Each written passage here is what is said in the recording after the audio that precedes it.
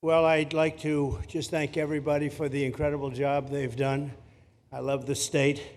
As you know, Ron and I have had a really great relationship for a long time. We had a little off period for a couple of days, but it didn't last long. It didn't last long, and a lot of respect for each other.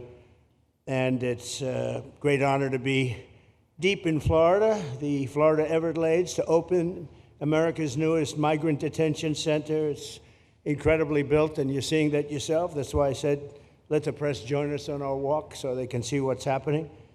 It's known as Alligator Alcatraz, which is very appropriate because I looked outside and that's not a place I want to go hiking anytime soon. But very soon, this facility will house some of the most menacing migrants, some of the most vicious people on the planet. We're surrounded by miles of treacherous swampland, and the only way out is really deportation, and a lot of these people are self-deporting back to their country where they came from. Quite a few. We're amazed at actually the number. We took the FEMA money that Joe Biden allocated to pay for the free luxury hotel rooms, where he's paying hundreds of millions of dollars in New York City, and we used it to build this project, and Ron, was just a little fraction of that money. The money they spent on that project, I happen to know the real estate developer. He's a he never really made that much, but he became very wealthy. With luxury, he didn't do well. With people that are not exactly luxury, he's made a fortune. I want to thank Florida Governor Ron DeSantis and Secretary of Homeland Security Kristi Noem, and Florida Attorney General James Uthmeier. Where is James? Where is he? You do a very good job. I hear good things. I hear good things about you from Ron, too. No, you really do. He's even a good-looking guy. That guy's got a future, huh? Good job, James. I hear you did really, really fantastic. Worked hard. You're like in the construction business for a few days, right? Congratulations. For all the hard work and to make this facility possible. It's amazing. Thanks as well to Florida Agricultural Commissioner Wilton Simpson. Where is Wilton? Where are you, Will? Hi, Wilton. Been a long time. Thank you. Congressman Byron Donalds. Where's Byron? Hi, Byron. How are you? Good. Florida Speaker of the House, Daniel Perez. Daniel? Daniel? Thank you, Daniel. Why, you didn't want to sit up here with us, Daniel? Executive Director of the Florida Division of Emergency Management, Kevin Guthrie. Hi, Kevin. Good job. Acting Director of ICE, Todd Lyons.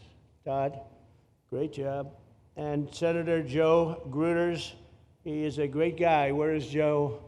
We love Joe. Thank you, Mr. President. Thank you very much. Welcome home. Thank you. Thank you, Joe. Joe is great. With the help of those incredible Border Patrol agents, we now have the lowest level of daily border crossings ever recorded. As you know, last month, the month of May, just got released 2 days ago, the number of illegal aliens into the United States was zero. Zero. Even I find that hard to believe. That somebody must have gotten in, I think. I don't know, but they say zero. And the people that count them are radical left Democrats. So when a radical left Democrat tells me it's zero, I believe him. But there's still much work to do. In the 4 years before I took office, Joe Biden allowed 21 million people, that's a minimum, I think it was much higher than that, illegal aliens to invade our country. He invaded our country just like a military would invade. It's tougher because they don't wear uniforms. You don't know who they are. More than the populations of New York City, Los Angeles, Chicago, Houston, Phoenix, and Philadelphia combined. That's what came into our country from prisons, from mental institutions, from street gangs, drug dealers. It's disgusting. This enormous country-destroying invasion has swamped communities nationwide with massive crime, crippling costs, and burdens far beyond what any nation could withstand. No nation could withstand what we did, and we're in the process of doing it, but we have some great people doing it now, and you see them up here with me. But it's, I'd call it like an unforced era. It's sort of like men and women sports. It's sort of like transgender for everybody. How could they have done this to our country? And we're never going to forget it. Last year, 15% of all the hotel rooms in New York City were used to house illegal aliens at costs that they never got for luxury. They never got this much for luxury people coming in from the wealthiest places on earth. They made more money with the illegal immigrants, with many rooms costing more than $300 a night, 6 times the rent of a typical American family. In Denver, Colorado, the city was forced to cut $10 million from its police and fire department budget as part of a $90 million plan to house illegal aliens. And it's a population that's growing and growing and destroying Denver and growing. And again, it's destroying Denver. And it's destroying many other cities, too. Likewise, one of the city's largest hospital system is drowning in unpaid medical bills, unpaid in the billions, after their emergency rooms were flooded with tens of thousands of illegals, leading to the closure of critical services. And these are really critical services. They can't even keep them open for American patients. The American patients were treated worse than any illegal immigrant. In Los Angeles, 1 in every 4 students in the public school system is from a household headed by an illegal, and most of them don't speak English, so they're in a school system, and they don't have interpreters, they don't have anything, they don't speak English. What a mess, what a mess. Unforced error, all these people allowed to come in. The United States is now spending $78 billion a year on translation. Okay, think of that, $78 billion a year on translation, and smaller numbers on special education programs for non-English speakers in our public schools. So $78 billion, I think that's not a mistake. I would say $1 million maybe, hundreds of thousands of dollars, $78 billion, Joe, on translators and non-English speaking work. Federal government, the Justice Department, it's more than twice the cost of maintaining the United States Justice Department, what we're spending on translation and other things to help. In total, the average illegal alien costs American taxpayers an estimated $70,000. That's each, $70,000. I think that number is even low. If you care about balancing the budget, the single most impactful step we can take is to fully reverse the Biden migration invasion. One of the worst invasions we've ever had. We've never had an invasion like this. We've had invasions, but we've taken care of them. We've never had an invasion like this, and it's with us. And we have some very bad people out there looking to do big harm. That's why the One Big Beautiful Bill includes funding for 3,000 new Border Patrol officers and 10,000 new ICE agents. And I've gotten to know the Border Patrol and ICE very well. Unlike Kamala, she was the border czar, but she never saw the border. She never made one phone call. She was some border czar. She would have been some president. Probably would have been slightly better than Biden, though. I had to run against both of them, you know? The one guy, it's like a fighter. You knock out the one guy who's doing badly, then they put somebody else in, but fortunately she was a stiff also. Otherwise, I would have been very angry. I would have been extremely angry. The heroes of ICE will also help round up and remove members of the savage drug cartels which are coming back into our country. And we got them out. Now some of them came back in. We just got them out again, and that's going to be a vicious cycle. But these are foreign gangs. They're horrendous people, killers, that have infiltrated our territory, including 8 which we have designated as foreign terrorist organizations, which gives us a lot more power for speed and getting them out much easier. And we had a great court victory, as you know, on Friday that allows us to do what we have to do from the Supreme Court of the United States. In 5 months, my administration has already arrested over 2,700 members of the murderous Venezuelan gang known as Tren de Aragua, including a pack of these sadistic animals arrested last month with over 280 guns, and these are guns of the latest caliber. These are guns that were made over the last period of less than a year, getting brand new guns, the latest and the greatest. Every day, our brave law enforcement officers are hunting down and deporting migrant criminals who have committed heinous crimes, including more than 13,000 murderers, 11,888 to be exact, but I'd probably say the 13,000 is right also. Think of it, 11,888, and more than half of them, they committed more than one murder. So, Ron, many of them are out of here already, but it's still it's a hell of a number to be confronted with. Just this year, ICE agents in Miami have apprehended illegals with arrests for murder, kidnapping, rape, child sexual abuse, and arson, people of the worst order. We're getting these monsters out of the United States, out of Florida, out of all the places that they're in. And on January 20th, I signed an executive order empowering governors and state police to be deputized to enforce federal immigration laws, and Ron's already taken advantage of it. It's a tremendous advantage for the states. Most of them are doing it. Actually, the blue states tend not to do it. Even a couple of them have, though. And I want to express my tremendous thanks to the state of Florida for embracing this opportunity and being a true partner. They've worked so well with the federal government. It's been just a beautiful, beautiful partnership. So, Ron, I'd like to thank you personally. You are my friend, and you'll always be my friend. And we may have some skirmishes even in the future. I doubt it, but I will always come back because we just we have blood that seems to match pretty well. We have a relationship that's been a very strong one for a long period of time, and I appreciate it, very much appreciate it. And also, Secretary Noem, I'd like to have you say a few words. You have been unbelievable, the job you've done. You and our favorite person, Tom Homeland, have done, and your whole staff, because it's a lot of people, and Tom acknowledges it all the time. He respects you so much. He respects the staff that you both built.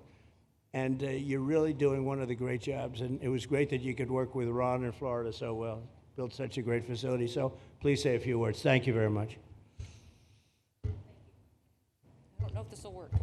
Well, thank you, Mr. President.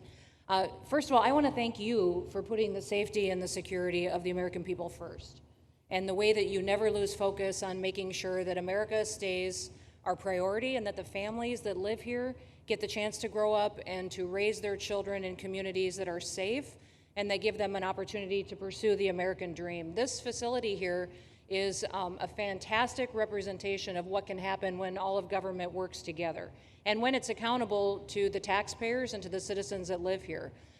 The president signed an executive order that allowed us to build partnerships with states and with local law enforcement officers, which is exactly how things should function in this country. More power, more authority given to people locally so that they can take control of their own destiny. And so we have already been working under the 287G program to deputize law enforcement officers, whether they be state highway patrol, local sheriff's departments in all of our states, and allow them to go out with our ICE officers, our border patrol officers, and make sure that we're getting the worst of the worst off of the streets. We also recognize that as we've been doing that and returning people back to their home countries, that we need detention facilities. We need beds to put them in place so that they can have their due process before they return home. And this facility is exactly what I want every single governor in this country to consider doing with us.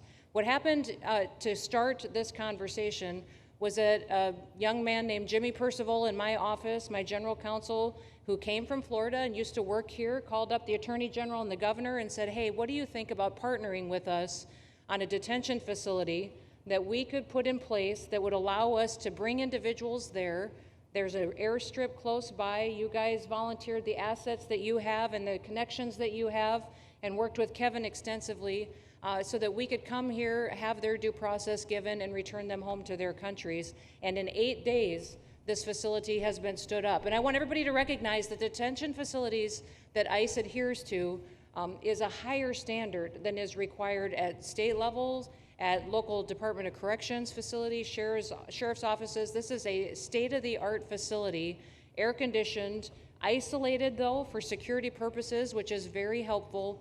And I appreciate so many people being willing to work together to make a project like this happen. Right here on this location, we'll have about 3,000 beds. Other location will have another 2,000 beds that will allow us to bring individuals across the country that we are bringing in and incarcerating for violating our laws and immediately get them out of the country as soon as we possibly can. It's exactly what we need to be perpetuating in other states. And what I would say is, I want all of you to notice these flyers that we've got, is that everybody who sees these flyers or anybody who sees these news clips should know you can still go home on your own. You can self-deport. If you go on the CBP Home app and go home now, you will get the chance to come back to the United States legally. You will get the chance to come back and do it the right way. If you don't, you may end up here. And you may end up here and being processed, deported out of this country, and never get the chance to come back. That is the consequences of breaking the law in the United States of America. Listen, our job is to uphold the law. This is a country of laws. We have a border now, and because we have a president that cares and recognizes that we need to be a nation of borders and a nation that upholds the law. If you break the law, there's consequences. We will deport you, and you will never get to be a United States citizen. You'll never even get to come back here and work and to pursue the American dream. But if you decide you want to go home now, go home, and we'll help facilitate it. We'll buy your plane ticket. We'll get you there. In fact, I just got back from Panama, Costa Rica, Guatemala, Honduras. Those countries are excited to get their citizens home. They're setting up programs to loan them money to buy houses when they get there, help them with food assistance, get their children educated, scholarships. They want their citizens that are living here in the United States illegally to come home and to be a part of their economy and help their countries grow. So this is a win-win for everyone, and I just want to end, Mr. President, by thanking our law enforcement officers, by thanking our ICE officers and our Border Patrol officers for what they do every day. They are out on the streets, and violence against them has increased over 500% since Trump has gone back into the White House, because he's upholding the law and because a bunch of liberals, socialists, and Marxists are out there lying about what President Trump is doing. President Trump is upholding freedom by what he is doing. The freedom to live safely in this country and to do things legally and to have justice. And because those liberals, and I'm calling out you, CNN, I'm calling you out because you lie every single day about what these operations are. We are going after murderers and rapists and traffickers and drug dealers and getting them off the streets and getting them out of this country because Joe Biden let the worst of the worst come in here. The other day I was talking to some marshals that have been partnering with ICE. They said that they had detained a cannibal and put him on a plane to take him home, and while they had him in his seat, he started to eat himself, and they had to get him off and get him medical attention. These are the kind of deranged individuals that are on our streets in America that we're trying to target and get out of our country because they are so deranged they don't belong here. And they shouldn't be walking the streets with our children, and they shouldn't be living in the communities with our families who just want to grow up, go to job, raise their children to grow up and get a job and to live the American dream. So thank you to all of our law enforcement officers, those in our military that have been helping, our National Guard. Thank you to Governor DeSantis for stepping up and being an example to other governors. I hope my phone rings off the hook from governors calling and saying, how can we do what Florida just did? How can we do exactly what they did? Because we need this big, beautiful bill. We absolutely have to have this big, beautiful bill that has the funding so that we can continue this operation and we can get those bad criminals off of our streets and have the officers to do it so that when they go out on an operation, somebody's got their back. Somebody's got their back, they can do it safely, and they can go home to their families at night too. So this bill needs to pass through Congress so we have the resources at the Department of Homeland Security to make sure that our homeland truly is secure. And Mr. President, thank you for Stephen Miller. I just want to thank you for him. This guy calls me night and day and tells me all of his wise advice and wisdom, but he's a rock star because he loves this country and he's passionate about making sure that nobody is prioritized over an American citizen. We love everybody. We do. We love everybody. Not everybody. But, well, a lot of people. But we shouldn't be putting people illegally above citizens. We should be making sure that we do things right, and that's what America has always stood for, and we're an example to the rest of the world because we do it right. So, Mr. President, you surround yourself with great people, and I think that's because everybody wants to work for the greatest president that the United States has ever had, and that's President Donald J. Trump. Thank you very sir. much, Kristi. That's Thank so you for nice. your. Thank you. Thank you very much. And I have to say that, you know, when Kristi's name was put before me by Tom Homan, by the way, because I wanted him for the border, and somehow I thought that was going to be good in that sort. But he didn't want the upper job, and I said, who do you recommend? Kristi Noem. I said, oh, are you kidding? She's great, but she's such a fine, elegant person. He said, sir, she's tough as hell. I said, are you sure? you are tough as hell, I tell you, and you do it in a very nice way, but you are, if you ever saw her ride a horse, she rides a horse like she should be in the rodeo. She's like an unbelievable horse person, and you've done a fantastic job, and Steve Miller would even agree to that, and he likes nobody, by the way. I don't think he likes anybody. And another one we like is Ron. And Ron, would you say a few words, please? Sure. Well, thank you, Mr. President. Welcome back to Florida. And I think this is the first time you've been back since the events of a couple weeks. So just let me say, as somebody that was serving on active duty in Iraq back in the day, we witnessed the number of our troops that were killed or wounded by the Iranians. We know that they're a militant Islamic regime that was hell-bent on getting nuclear weapons, and under Joe Biden, they were about to get nuclear weapons. And because of your strong actions, those dreams and those ambitions have been reduced to rubble. And I thank you. I know a lot of veterans thank you, and people in Florida really thank you for stepping up and really making a strong, tough, but strong decision. I think we're much safer as a result of that. Now, on the immigration, I think President Trump's election represented the chance for us to finally solve this illegal immigration and border problem once and for all. I knew he was going to do the border, although he did it very quickly and very thoroughly. I think that no one can say that that's been anything but a spectacular success. But then we have the issue of Biden let in how many millions of people? And you had millions that had been in over decades previous to that. You can't have a country if you don't have respect for the rule of law. You can't have a country if foreigners get to decide who comes in. No, we, the American people, make that decision, who's allowed or not allowed to come into our country. We've seen Europe be overrun by open borders, so we're not going to let that happen here. So when President got elected, I knew that the states had an important role to play in facilitating this really, really historic mission.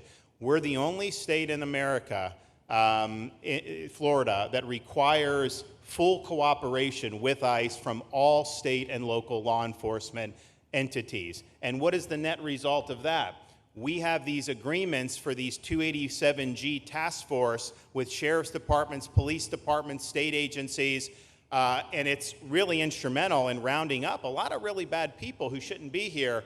If you look at the number of those full-blown 287G agreements that have been executed around the country, the state of Florida accounts for 60% of those. If you look at the number of immigration arrests of illegal aliens on any given day, the arrests happening in Florida constitute between 15 and 20%. Nationwide. So we're all in on this because we understand how important it is to our citizens. It crowds schools, it crowds medical, it crowds housing. Yes, you have illegal alien crime as well, and people want the problem solved. And the only way we're going to solve it is if states like Florida step up and help the president, help Secretary Noem get the job done. Now, this facility here was really in response to us working with DHS and ICE from the time the president got sworn in. And the number one thing they kept coming back to was, you know, Biden decimated the agency. I mean, let's just be clear. You could have illegals in Florida. Biden would just release them. Even when they had notices or they had orders to be removed, Biden wouldn't send them back. So their interior enforcement collapsed under Biden. So they're building it back up. But they're like, we need detention space in order to be able to bring about more deportations. And so what we have here can hold 3,000 now. We have 2,000 facility up at Camp Blanding that we're going to be open, which is our National Guard site. But think about what you have here. They come here, say they already or been ordered to be deported. You drive them 2,000 feet to the runway, and then they're gone. It's a one-stop shop. And this airport that's been here for a long time is the perfectly secure location. It's going to make a big difference. And let me just thank everyone who was involved. We got the call from DHS a little bit more than a week ago, and here we are 8 days later with this facility open, and as soon as Air Force One departs, it'll be swept, and it'll be open for business to be able to do. But our goal here is to process them and be able to effectuate their return to their home country. This is the opposite of what they were doing in New York by just putting them up in a hotel and then just letting them stay there indefinitely. No, we want to be able to send back. And when you walk into the processing, the president and I, Secretary Noem, Kevin Guthrie, walk through that initial intake, the first thing you see is information on how to go home on your own. Why would you want to come through Alligator Alcatraz if you can just go home on your own? I think a lot of people are going to make that decision. So you're going to have a lot of deportations that are going to be done by the administration, but I think you're going to have a lot of voluntary as well. So this is a force multiplier for the president's efforts. I would just say and echo what Secretary Noem says.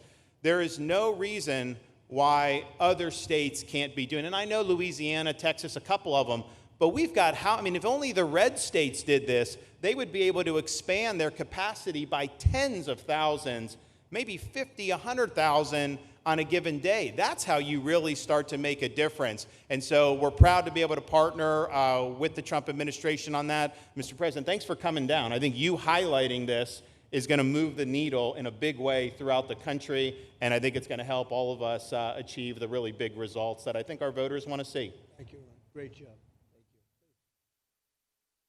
Thanks, Ron.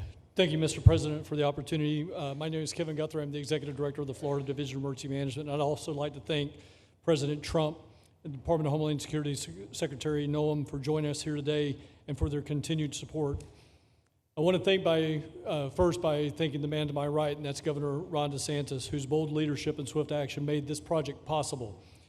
Make no mistake, this facility would not be standing here without the President, the Secretary, and the Governor's vision and determination to uphold the rule of law. Florida is and will always be a law and order state. Even before the President took office, the Governor made it clear that illegal immigration would not be tolerated in the state of Florida. When the President and the Secretary asked Florida to help, the Governor empowered our state and private partners to work collaboratively and deliver real results on a rapid timeline. The Florida Division of Emergency Management is best known for leading the nation in hurricane response and other natural disasters. We understand how to act fast without bureaucracy in the face of any emergency. Our teams built roads in 8 hours, bridges in 3 days, base camps in 72 hours, and full causeways in 2 weeks. Getting things done quickly, efficiently, and correctly is at the core of our mission. We simply just want to be the best at what we do in the nation. When the Governor called me, and we answered, and we were proud to bring our logistical expertise to the table. We know how to set up base camps for guardsmen, first responders, linemen, volunteers, and other aid sources, and distribute that in a matter of days before a storm. We're able to translate this knowledge to what we did here at Alligator Alcatraz. Florida has put the best teams together who check their individual logos and egos at the door to get this done. Not just for you, Governor, but Mr. President, for you as well. There are over 13 different vendors that came together to get this solved in 8 days. Truly a whole of private sector partnership to get that done. Behind you on these boards, in only 8 days, we have built a fully compliant detention facility with a detainee capacity of up to 3,000 people, with room for additional capacity if you asked us to do so. The detention facility includes over 158,000 square feet of housing and is a fully aluminum frame structure rated for winds of 110 miles an hour or a high-end Category 2 for those people that don't think that we're taking that into consideration. This is Florida, by the way. Power supply is fully redundant with backup generators in place. We've put a staff village here on site with a capacity of 1,000. Our services are hot meal 3 times a day, 24/7 medical facility, pharmacy, air conditioning, access to indoor and outdoor rec yards, legal and clergy support services, laundry. Our security element is over 200 security cameras throughout the facility, more than 28,000 feet of barbed wire, 400 plus security personnel to include 200 men and women, soldiers and airmen underneath Major General John Haas's command as the Adjutant General of Florida. And it's all surrounded, as you pointed out, Mr. President, by 10 miles of beautiful Florida Everglades. Contingencies, as with all state correctional facilities, we have a hurricane plan. We will not wait for a Cat 2. We will follow our normal evacuation procedures as we do for any other facility statewide in our great state of Florida. We have on-site fire and EMS resources so that we don't burden the locals with any type of response. All in all, sir, this has been a perfect state logistics exercise for this hurricane season. Everything we did here in the last 8 days, God forbid, if we have a hurricane, we're going to do it again. This was a dress rehearsal for us, and we are ready, willing, and able to support you, sir, the governor, secretary, and everything that you need us to do. Just a week ago, it was a taxiway and a runway, and now it's a fully functioning facility. We are happy to support you, Mr. President, Governor, Secretary. Fantastic job. Thank you.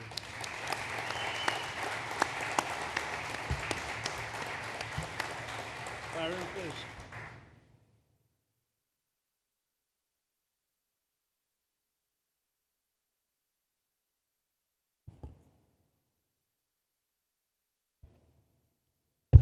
There we go. First of all, Mr. President, we all have to thank you for your leadership and for the mandate that the American people gave you to finally secure our borders and to deport criminal illegal aliens and longstanding illegal aliens out of the United States.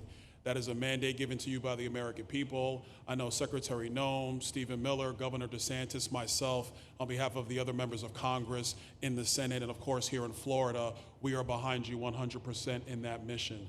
To the governor, I really appreciate you and commend you for your leadership on this, taking swift, decisive action to building this facility. One of the things that has occurred because of the work you did earlier this year with the legislature is that our sheriffs are out there every single day. They are arresting these criminal aliens in our streets, and they're seeing some backlog in their jails. So this facility primarily goes to address some of that backlog and then to help us fulfill the mission that the president has led us to. So Governor, thank you for your leadership and thank you for your decisive action on this. It really does mean a lot to all the people of Florida, of course the people of the 19th Congressional District. Secretary Noem, I mean, what can I say? The president's right, you're double tough. So we appreciate all your leadership. You and Tom Homan have been doing a great job. And I'm actually going back to DC after this because we have to vote on one big, beautiful bill in the House. We have to get that to the president's desk so we can get you the resources that you need to fulfill the mission that the American people have asked us to do. I totally agree with what Mr. Guthrie has said. This is a logistical marvel when something like this occurs. We've seen Florida Department of Emergency Management answer the bell time and time again. The governor has said we need to accomplish this, and DEM gets that job done. And we had a side conversation about, I know there were some concerns. People were like, well, what happens if a hurricane comes? What happens if this happens? And I looked at Kevin Guthrie and I said, you already have a plan, don't you? And he goes, of course we have a plan. You know that we do. This is what Florida does, Mr. President, and so I want to commend you for your leadership and your vision on this. Governor, thank you for all that you've done with your vision and determination. Secretary Noem, we're going to get the bill done so you get the resources you need. See you, sir. Thank you very much. Oh, thank you. Wow. Thank you. You know, I'm waiting, listening to these wonderful words, and they are music to my ears, but I was also wondering how we're doing, because I know this is prime time. It shows that I care about you, because I'm here, and I probably should be there, but we do care. Thank you very much. James, please. We're all happy now, James. Yeah. Well, I can speak on behalf of all of our sheriffs, state law enforcement, our police chiefs. We are going to continue to make arrests, our pedals to the metal, as many as we can. We want to fill this place up.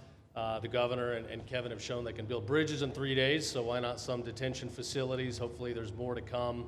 And you really kind of were the inspiration for this. We like the idea of reopening the original Alcatraz. I don't know if that can happen or not, but we thought, hey, we've got our own natural Alcatraz in the middle of the Everglades. Right. Great runway, great perimeter, so let's make it happen. In Florida, we walk the walk, and we will deliver for all of you. Thank you. Well, I heard you were responsible for the locational pick, and you cannot have picked a better location. I said, whoever the hell made this choice, I know you take it a little heat from some environmental groups, but I take it all the time, and that's an honor.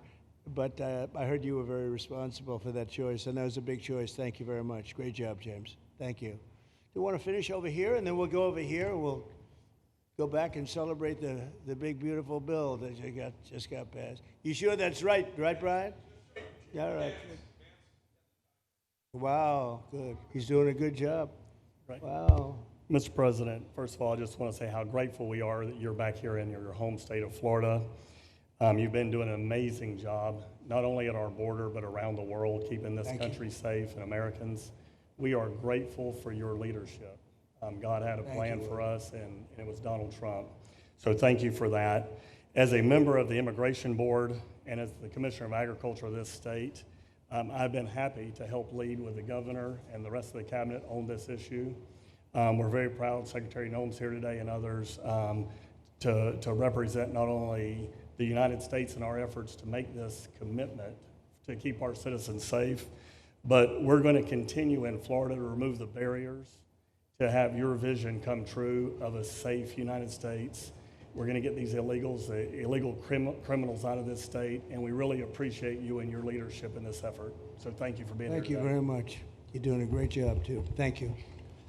Thank you, Mr. President. Joe Gruters, State Senator. I'm a member of your Homeland Security Advisory Council, your Vice Chairman. Thank you for that appointment. And thank you for coming back to Florida and everything that you do. Every single day you are delivering on the promises that you promised to us at all of the events you've done throughout the years, but specifically this last campaign. You deserve all the credit for everything, and you are surrounding yourself with incredible people like Secretary Noem, Stephen Miller, and just like your big, beautiful bill here in Florida, there was a lot of commotion about our immigration bill. And we had 3 B's in that: beds, badges, and bad guys. And this goes right along with our beds and the resources. And I give the governor, Ron DeSantis, a lot of credit for stepping up and making sure that we all work together, because at the end of the day, even if sometimes there are skirmishes, as a result of the back and forth, we ended up with a better bill, and we all win. And what we're doing here in Florida hopefully will happen all across the country. You've done, your leadership is amazing. Keep up the great work, and just know that Florida loves President Donald J. Trump. Thank you very much, Joe. Appreciate it for a long time. Appreciate it. By the way, Okeechobee is something that we did together also, and that was a lot of money spent. I hope it was well spent. I know we did a Rolls-Royce job, but it's a lot of money that we spent out there together. And how is it going? You can delegate that to us, because we move faster than the Army Corps. Good. So we will finish that reservoir. Good. If you delegate it to us, I'll get it done and much quicker. Oh, I would do that. Yeah. I'll tell you, let me ask myself permission. Permission granted. Go ahead, get the thing, get it complete. You want to do All right, that? we're gonna go talk Go to the ahead, do Army it. Corps Yeah. then after this. Good. You can move faster, actually. Please. No, sir, just first on behalf of the men and women of ICE, we just want to thank you for allowing us to do our job again. You know, your vision and under Secretary Noem's leadership, this is what the American people want. And I hope that you see great results of what we're doing out there every day of getting the worst of the worst out of our communities. Because of you and Secretary Noem, I have the privilege to lead one of the most premier and the finest law enforcement agencies that we do have in the United States. And the men and women of HSI and ERO Miami do incredible work like you highlighted. And with the governor in the state of Florida, the partnership in Florida has been amazing. The 287G program is only going to help us to identify all those known gotaways and get the worst of the worst out of the neighborhoods. And through our Homeland Security Task Force, we are going to make America safe again. So thank you very much to both you and the Secretary. Thank you, Todd. Great job. Really great job you're doing. Thank you. Please. Good morning, Mr. President. Hi. Thank you so much for coming. Again, as Garrett Ripp, I'm the Field Office Director for ICRO here for the Miami Field Office. Incredible collaborative work we've been doing together, working with the state, working with our local partners. And again, just the 287G is going to open up that aperture and allow us to get those bad hombres off the street and get them into this facility. And we're looking forward to it. And again, just appreciate all your support. Thank you. Always thank you. You've always been so great. Thank you very much. Please. Good afternoon, Mr. President. On behalf of Air Marine Operations, my name is Andres Blanco. I'm the Executive Director for Southeast Region. AMO continues to execute and support your executive orders. Air Marine Operations brings a unique capability both in the air and the maritime domains. And in partnership with our Border Patrol, OFO officers, and ERO, we continue to conduct effective operations both interior, along the border, and along the maritime approaches. Thank you very much. Good job. Good afternoon, Mr. President. Jose Figueroa. I am the Acting Special Agent in charge for Homeland Security Investigations here in South Florida, and our office covers from Key West to Fort Pierce. Tremendous collaboration here with the state and our federal partners. HSI is conducting criminal investigations into TDA, MS-13s that are involved in human smuggling, sex trafficking of minors, and we will continue that effort with your support. Governor DeSantis, thank you very much for this facility. Looking forward to continue the great work. Thank you. Thank you very much. Steve, would you like to say something? Our star. Thank you, Mr. President. I just want to say on a personal note, getting to watch what you've done over the last 5 months to deliver on a 50-year hope and dream of the American people to secure the border. When President Trump came into office on January 20th, the United States had endured the largest wave of illegal immigration in human history. Not just American history, human history.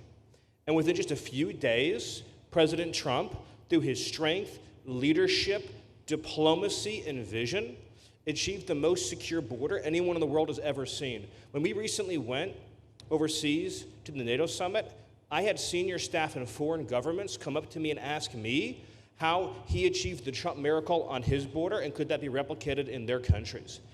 For individuals who don't work in this space, to have 0 successful illegal entries in an entire month should be an impossible achievement. There's a 2,000-mile border with one of the poorest countries in the world, and you have open travel from 150 countries into Central America and South America. There are 2 billion people in the world that would economically benefit from illegally coming to the United States. And through the deployment of the military, through the deployment of novel legal and diplomatic tools, through the building of physical infrastructure, through the empowering of ICE and Border Patrol, and the entire federal law enforcement apparatus, President Trump achieved absolute border security. And now, once this legislation is passed, he will be able to make that with those resources permanent. Watching what you've done, sir, has been one of the honors of a lifetime. I'm proud to be able to play any role in it. And what President Trump is going to achieve next with the resources in this bill will make America safer, stronger, freer, more sovereign, and more prosperous than it has ever been before. Thank you, sir. Thank you, Steve. Oh. Thank you. And the bill is going to be great for Ron. It's going to be great for Florida, too. A lot of set-asides for Florida, some of the things that you wanted to do. And so it's great news to hear that it was approved. Do you want to take a few questions, Ron? We'll take a few questions from these. Yeah, please, go ahead. Yeah. Thank you, Mr. President.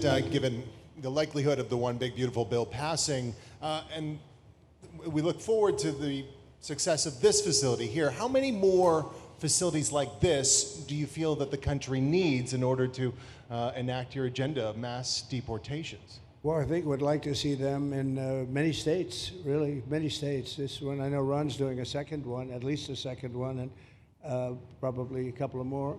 And, you know, at some point, they might morph into a system where you're going to keep it for a long time. You know, it's not that far away from jails that take years to build, and money is spent and wasted. And, you know, like the railway that they have in California that costs like 40 times more than it was supposed to cost. The same things happens with prisons. You look at this in a short period of time, Ron, James, and some of the people that really worked on it along with our people, they did this in less than a week. And you look at it, it's incredible. The incredible thing is picking the site, because the site was one of the most natural sites. It might be as good as the real Alcatraz site. You know, it could be. Well, that's a spooky one too, isn't it? That's a tough site. But so I think it could last as long as they want to have it. I mean, you may morph this into, you know, your prison system, frankly, which I know you always need, unfortunately. I'd like to say, you know, a little controversial, but I couldn't care less. We have a lot of bad criminals that came into this country, and they came in stupidly. It was an unforced error. It was an incompetent president that allowed it to happen. It was an auto pen maybe that allowed it to happen, and it did happen. But we also have a lot of bad people that have been here for a long time, people that whack people over the head with a baseball bat from behind when they're not looking and kill them, people that knife you when you're walking down the street. They're not new to our country. They're old to our country. Many of them were born in our country. I think we ought to get them the hell out of here, too. You want to know the truth. So maybe that'll be the next job that we'll work on together. But I think getting them out, you know, we forget about them. We had some bad accidents in New York. And they're not accidents. They were done very much on purpose. People being pushed into a subway just before it arrives, going 40 miles an hour. and they're 10 feet away from where the thing is. You get pushed right into the face of the subway train, get whacked and killed. And these are sick people. I'd like to get them out of here too. Yeah, please, go ahead. White shirt, glasses. Julio Rosas, Blaze Media, sir. A couple months ago, I ran into former DHS Secretary Mayorkas, and I asked him a couple questions about his disastrous handling of the border. He didn't like my questions. But the number one question that I heard from people in responding to my video was, why hasn't he been arrested yet? Obviously, you guys are cleaning up the mess that was made deliberately for the past 4 years, and so people want accountability. It's great to see that the border is secured, and it's great to see the state level cooperation. But I guess I would ask you, why hasn't he been held accountable, or anybody really? Well, pardons were given out by to many people, and they shouldn't have been given out. Like the Unselect Committee of Political Thugs was given a pardon because they destroyed all of the information from 2 years of hearings, and they should be arrested, but they were given pardons. Was he given a pardon, Mayorkas? Was he not? I don't believe so. Well, sir. I'd take a look at that one, because what he did is it's beyond incompetence. Something had to be done. Now, with that being said, he took orders from other people, and he was really doing the orders. And you could say he was very loyal to them, because it must have been very hard for him to stand up and sit up and talk about what he allowed to happen to this country and be serious about it. So he was given orders. If he wasn't given a pardon, I could see looking at that. In fact, why don't you take a look at it, Kristi? He was impeached, but yeah, it was just a fake impeachment. It was a fake impeachment. Why don't you take a look at it? I think he was so bad. They were all so bad. Look, it was the worst president in the history of our country. We've had some bad ones, but he was the worst president. But somebody told Mayorkas to do that, and he followed orders, but that doesn't necessarily hold him harmless. So take a look at it. It's a very good question, actually. Thank you. Yeah, please. Go ahead. Mr. President, you and the Secretary have both said that many people have self-deported since you came back into office. Yeah. How many is many, and has the rate gone up? How do you see the tempo of that moving forward going on?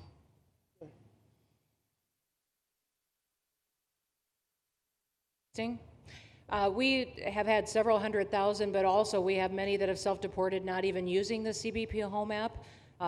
When I have gone to these other countries to negotiate security agreements and information sharing on criminals, who's coming and going into their countries, they report that hundreds of thousands have come home that weren't on our radar, that they are coming home on their own and self-deporting because they want the chance to be able to go back to America someday. So we believe it's over 1 million, possibly more than that. I'm asking all of those countries for their information on what they have of individuals that may have returned home, that they have taking advantage of their programs to help them become a part of their civilization again too. So we know it's over 1 million, but we have to, I'm getting more information, and that number will grow. If they don't leave, they never get the chance to come back. If we have to take them out, and we will, they'll go out, but they never get a chance to come back. The other way, we actually make it a little bit easier for them to come back. Okay? Thank you. Good question. Thank you. The bill is now passed in the Senate, but we are already hearing from some Republicans in the House who say they cannot get on board with the changes that were made to the bill in the Senate. What is your message to those holdouts? Well, I just heard that about the Senate, and the bill just passed, and it tells you there's something for everyone. I mean, it's a great bill. There is something for everyone, and I think it's going to go very nicely in the House. Actually, I think it will be easier in the House than it was in the Senate. And just to be clear, on the Medicaid cuts, you've promised not to cut Medicaid, said this is all just targeting waste, fraud, and abuse. Are you saying that the estimated 11.8 million people who could lose their health coverage, that is all waste, fraud, and abuse? No, I'm not saying that. I'm saying it's going to be a very much smaller number than that, and that number will be waste, fraud, and abuse. And if you look, they took a much more liberal stance on the Medicaid situation than they could have.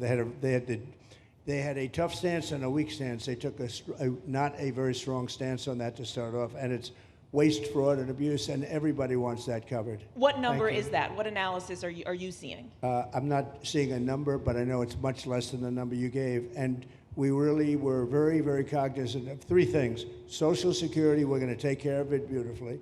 Medicare and Medicaid, and we are going to save it, whereas the Democrats are going to, you won't have it. they will destroy Medicare and Medicaid, and they have to because their numbers don't work. So it's not going to happen. They're the ones that have destroyed Medicare. They have made it so bad already, they're going to make it a lot worse. But now we'll be in charge, so we're going to have no problem with Medicaid or Medicare or Social Security. Thank you. Yeah. Claire Gall with Wink News in Fort Myers. What is your direction to ICE when it comes to arresting farm workers here illegally, other workers in industries that are pretty critical to Florida's economy? Yeah.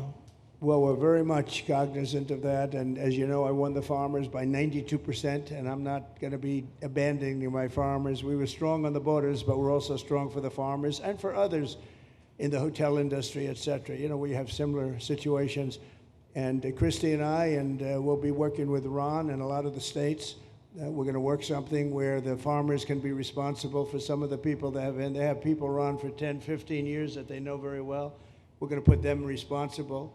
And we're going to issue a form of a card or document, and the farmer is going to be responsible for these people. They're not going to have citizenship, but they'll be working, they'll be paying taxes. We need to get our farmers the people they need, otherwise our farmers aren't going to be able to do their land. You know, it was tried once before, many, many years ago, where there was a very strong guy, and he got everybody out, and every farm, almost in the country, but every farm in California, every farm in Iowa, almost all the farms went bankrupt. They had nobody to work, and we don't want to have that situation. So we're going to work it. We're going to put our farmers and others in charge of the people that they have under them. They know the people, and I think it's going to work out really well. We're going to take care of our farmer, but we're going to get the criminals out. Okay? Yeah, go ahead, please. Thank you. Mr. President, how do you respond to critics who fear that a 3,000-bed detention center and the waste that that could produce will pollute the surrounding federal protected land, including land that both administrations have invested billions of dollars in restoring? Well, I was one of those that invested billions of dollars and hundreds of millions of dollars right here in the Meadowlands, but in the Everglades, and the Meadowlands too in New York. If you look at what we did up there, speaking of the Meadowlands, a lot of places like this, but this is a very unique one. One thing I'll say about this land, we'll be gone 1,000,000 years and this land is still going to be here. It's not going to be much different. You'll have the water moccasins, you'll have the alligators. You may not have people, but you're going to have all those animals. They're going to be around, and you got plenty of them out here. I think it was a brilliant choice, and I think almost anybody in his or her right mind would say this was a brilliant choice. I give the governor a lot of credit for using this piece of land. And in addition to that, it's on top of something that was already developed. It's an airport. You know, you have the runways, you have so it's already been developed. So it's not like you're dropping dirt right into the thing. There was zero movement of that. That was done many years ago because the airport's very old, but it was an abandoned railroad, an abandoned airport. And frankly, it's like perfect. And you can do expansion on this site substantially without doing anything. So the people, I heard them complaining about the Everglades. There's no, I don't think you've done anything to the Everglades. I think you're just enhancing it. This was already here. How long has the airport been here? Decades.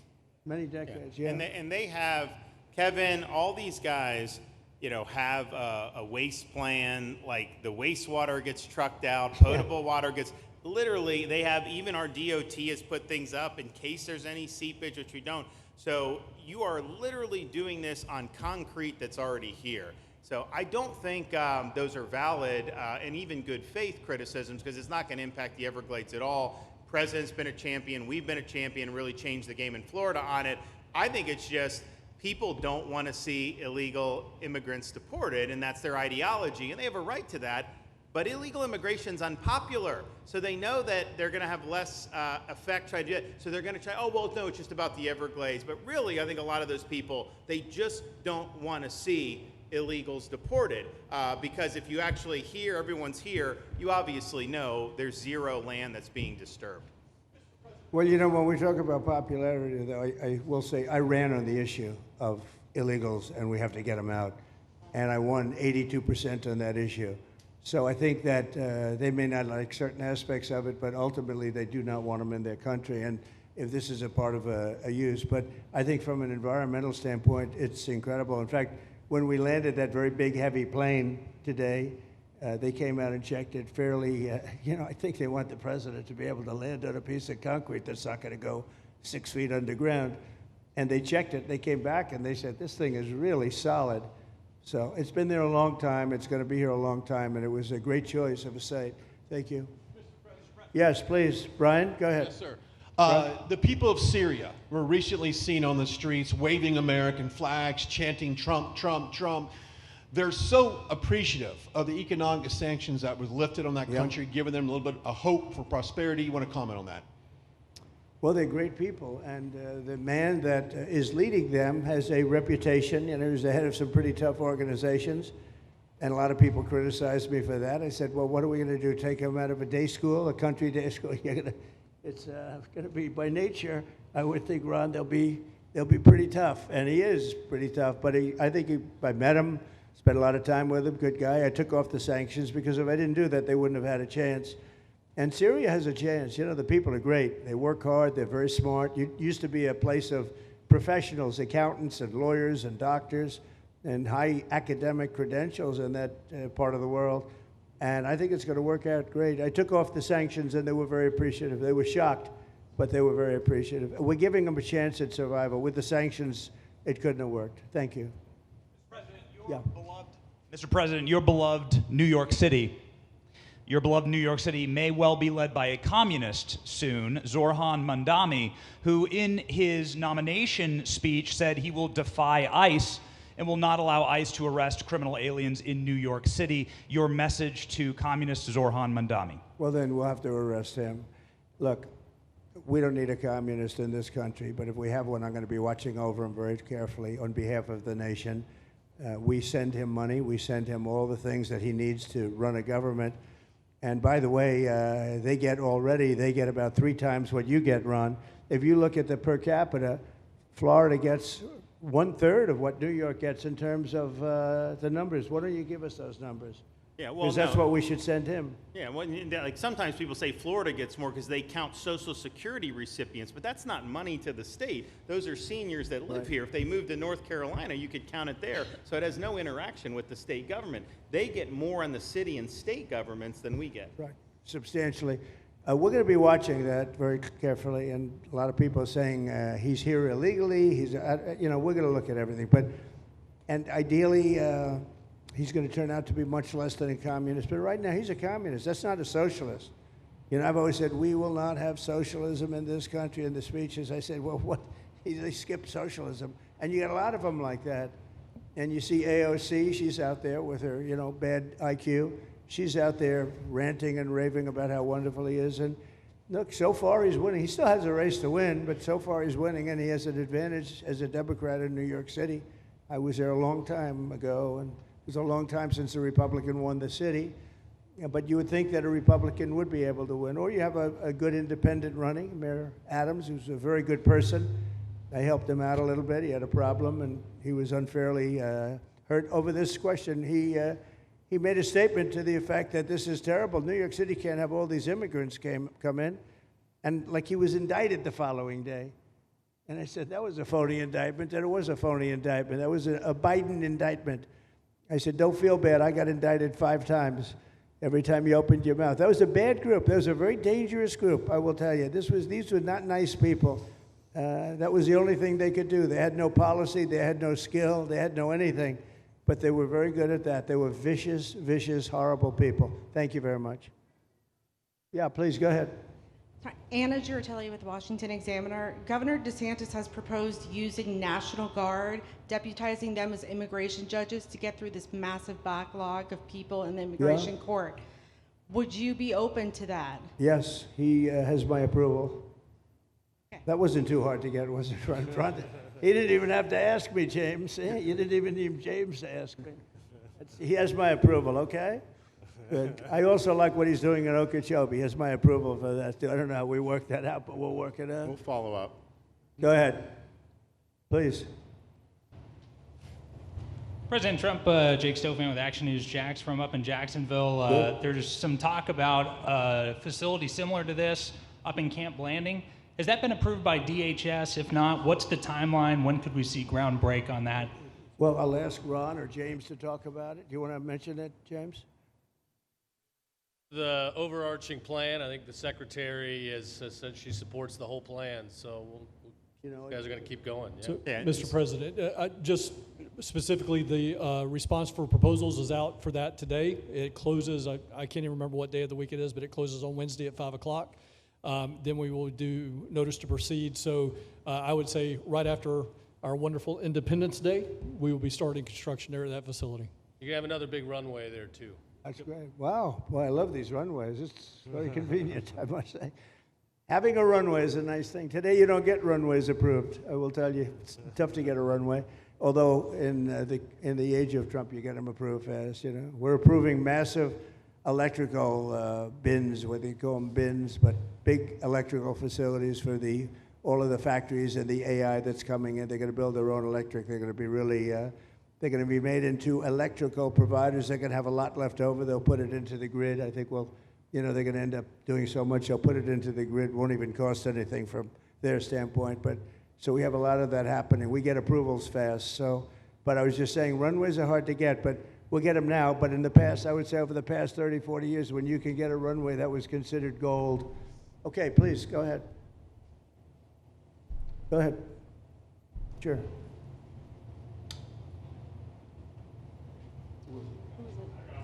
Okay, go ahead. Yes. President Trump, Laverne McGee, News 6 Orlando. You have fulfilled several campaign promises along with the help of Governor Ron DeSantis. What is the next campaign promise that you plan to fulfill to the American people? So we have turned this country around in less than 6 months. And when I was away, and I was telling Ron, I was telling some others, I've said it a little publicly, I guess, but I met a lot of very important people. The King of Saudi Arabia, I was there 2 weeks ago, and Qatar, the leader of Qatar, who's great, and the leader of UAE, who's great. These are very substantial people, very smart people, and good people. And all three of them said essentially the same thing, along with many other people, because I just left NATO. NATO's we took it up to 5%. Nobody can believe that one run. That would be hard, but nobody believes that. What happened in NATO, over $1 trillion a year from like nothing. It was an honor. But every leader said that a year ago, this country was dead. They had no confidence in the United States. They really felt it was a dead country, and it was some bad things were going to happen.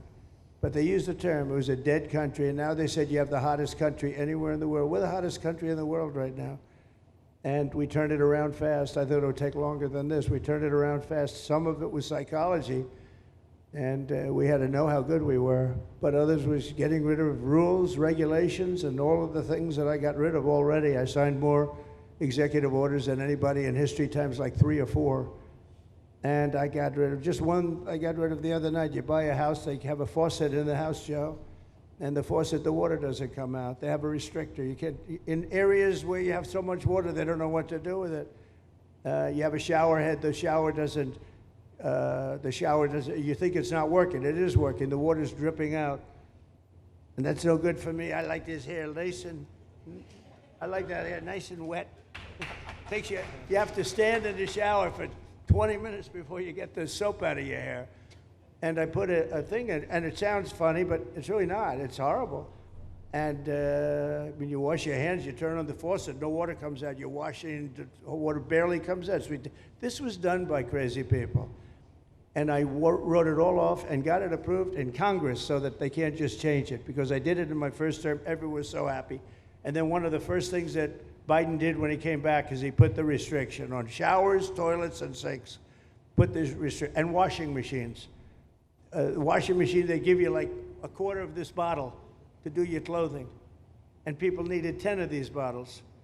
And the people came to me from Whirlpool, and they said, we can't make a machine that's competitive. We can't make a machine anymore. It doesn't work. Why? They don't let us use water. Do you have any problems with water? No, we have so much we don't know what to do with it. You know, it comes down from heaven, right? And I approved all of that, the washing machines, the whole thing. The dishwashers, that was the other one. They give you like this much water right up to there to do your dishes. So people, you know what they do? They keep pressing the button. So they end up doing the dishes 10 times. They end up using more water than you would have used if you did it right in the first place. So all of that stuff has been written off. It sounds crazy. It's little things. The straw. I let you go back to a plastic straw.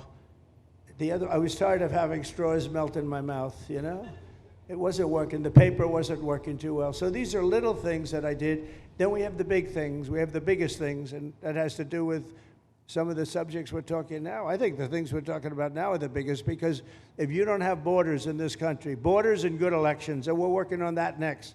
There's some bills coming in that's going to make sure that you're a citizen, that people aren't counted in the voting when, you know, they were here and they're here as illegals and they're criminals in many cases, and they give them a count, and you end up with extra congressmen. We're going to work on that. We're going to straighten that out next. That's going to be easy compared to what we were doing. But we did the big things too.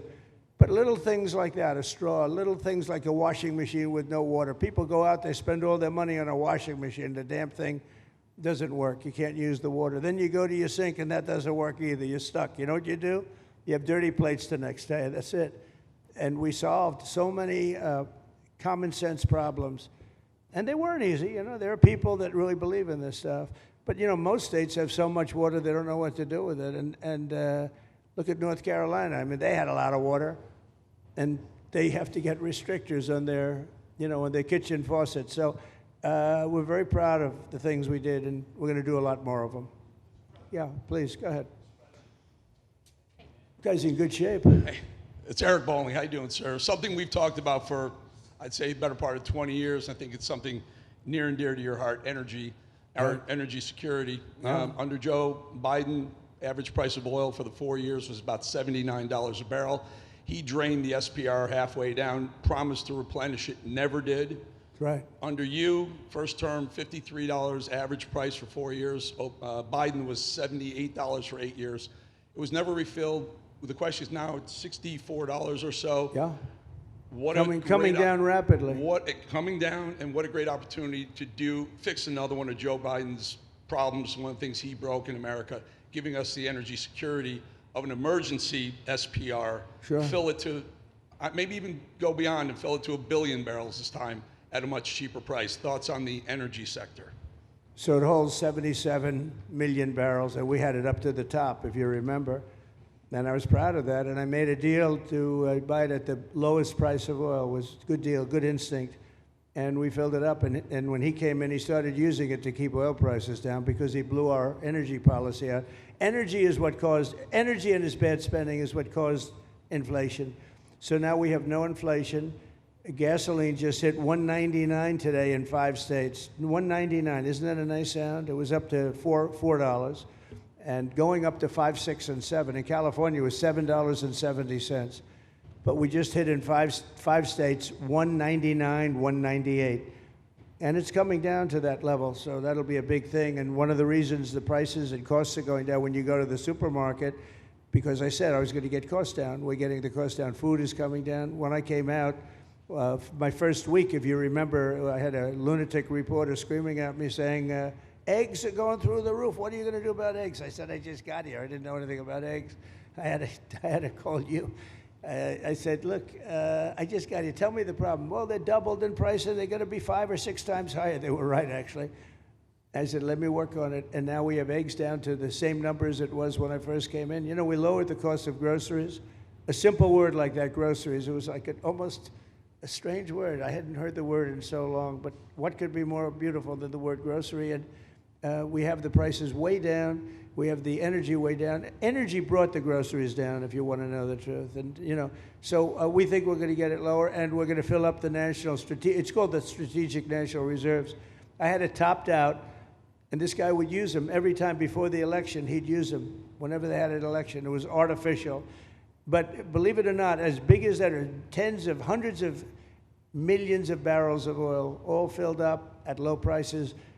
But it was really meant for wars, and it wasn't meant for keeping your prices down during a holiday so that somebody could get elected. But they used it, and they didn't bring it. The only mistake you made, they didn't bring it a little down. They brought it right down to the bottom. The thing is practically empty. They never filled it up. They never spent 10 cents in filling it up. And we'll do that. When the market is right, we'll fill it up. I want to fill it up when the market's right. Thank you. How about one more question? Okay, please, in the back. Dana Marie McNichol, Fox News Channel. Mr. President, is there an expected time frame that detainees will spend here, days, weeks, months? And does that have anything to do with the immigration judges you just spoke about being trained and staffed here? When you say, what was the first part of your question? Who? Is there a specific time frame you expect the detainees to spend here? Days, weeks, months? In Florida? Yes, here at Alligator Alcatraz. I'm going to spend a lot. Look, this is my home state. I love it. I love your government. I love all the people around. These are all friends of mine. They know them very well. I mean, I'm not surprised that they do so well. They're great people. Ron has been a friend of mine for a long time. I feel very comfortable in the state. I'll spend a lot of time here. I want to, for 4 years, I've got to be in Washington, and I'm okay with it because I love the White House. I even fix up the little Oval Office. I make it, it's like a diamond. It's beautiful. It's so beautiful. It wasn't maintained properly, I will tell you that. But even when it wasn't, it was still the Oval Office, so it meant a lot. But I'll spend as much time as I can here. My vacation is generally here because it's convenient. I live in Palm Beach. It's my home. And I have a very nice little place, nice little cottage to stay at, right? But we have a lot of fun, and I'm a big contributor to Florida, pay a lot of tax. And a lot of people move from New York, and I don't know what New York is going to do. A lot of people moved to Florida from New York, and it was for a lot of reasons, but one of them was taxes. The taxes are so high in New York, they're leaving. I don't know what New York's going to do about that, because some of the biggest wealthiest people and some of the people that pay the most taxes of any people anywhere in the world, for that matter, they're moving to Florida and other places. So we're going to have to help some of these states out, I think. But thank you very much. I'll be here as much as I can. Very nice question. With that, I'd like to just end by saying I want to thank Ron and James and all of the people that have done such a great job, all of your staff. Really fantastic work. And it really started with site selection. You can do a great job, but if you have the wrong site in real estate, you have the wrong site, you're dead. And this was a great site selection, despite what you may read in the environmental press. Good job. And this was an honor for Kristi and myself and Steve and all of our people to be here. And I also appreciate the media. They've treated us very fairly. Over the last few weeks, I've been treated very nicely. And it's so unusual. I'm not used to it, but we've gotten great accolades. Brian, I want to thank you for calling out, because I was waiting here because I knew the vote was taking place and I'm answering questions, right? So I want to thank you very much and say hello to our friend. And I will see a lot of you. Thank you very much. We're going to make America great again. Thank you very much.